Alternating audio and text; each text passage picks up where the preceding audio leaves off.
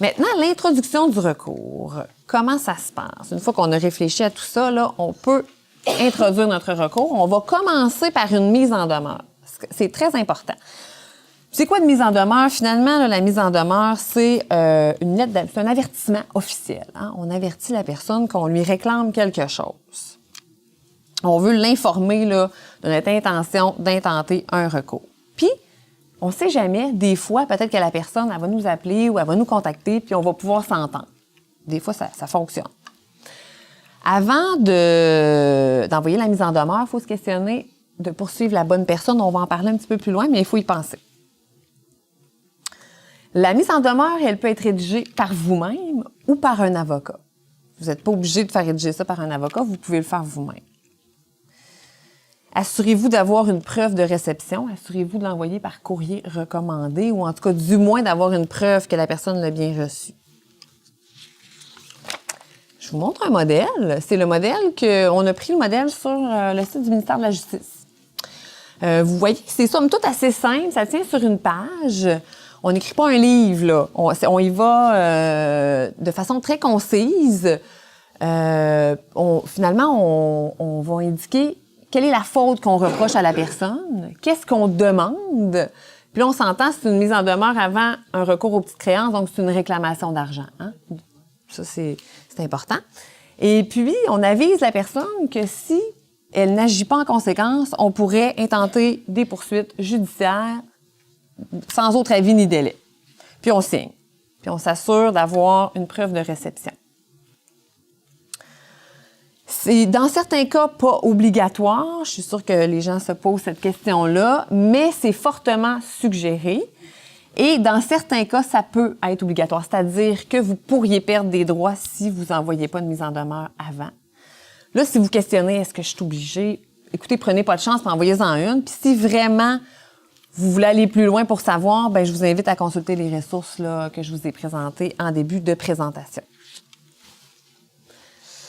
La recherche au registraire des entreprises du Québec. Je parle de ça parce que c'est important de poursuivre la bonne personne. Il faut se questionner sur est-ce que je poursuis la bonne personne.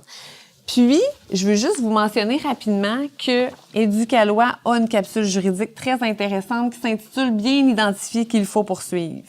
Est-ce que je poursuis l'employé du magasin qui a commis une faute ou je poursuis le magasin? C'est le genre de questions que cette capsule-là peut répondre. Super intéressant. Le site du registraire des entreprises du Québec va nous permettre de connaître le nom juridique, le nom légal d'une personne morale, par exemple.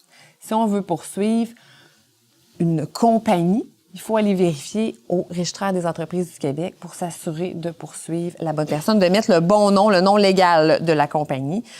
Je vous donne un exemple. Vous avez acheté une piscine chez Piscine Soleil. Puis là, la piscine, il y a un problème avec, puis là, vous voulez poursuivre Piscine Soleil. Fait que vous mettez sur votre demande aux petites créances Piscine Soleil. Mais finalement, si vous étiez allé voir au registraire des entreprises du Québec, vous seriez rendu compte que Piscine Soleil, son nom légal, c'est 9021-1732 Québec Inc. OK? Mais vous n'avez pas mis ça. Fait que le juge, lui, il rend une décision, puis il rend la décision à Piscine Soleil. Mais Piscine Soleil, il n'existe pas vraiment, là. C'est juste comme un genre de surnom. Ça marche pas. Il faut vraiment aller voir, là. C'est très important d'aller voir au registraire des entreprises. Voilà. Et aussi, de s'assurer de remplir comme il faut le formulaire interactif. On va en parler tout à l'heure.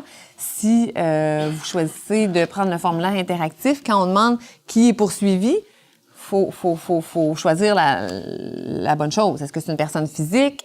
Est-ce que c'est une personne morale? Si c'est une personne morale, il faut mettre le bon nom. Puis si on poursuit une entreprise qui n'est pas une personne morale, par exemple une entreprise individuelle, bien là, il faut savoir qu'on va mettre le nom de la personne physique. Je vous donne un exemple, un salon de coiffure chez Mélissa. On ne poursuit pas salon de coiffure chez Mélissa. On va poursuivre Mélissa Tremblay, par exemple, parce que c'est elle qui exerce, c'est elle qui a commis la faute, parce que c'est une entreprise individuelle.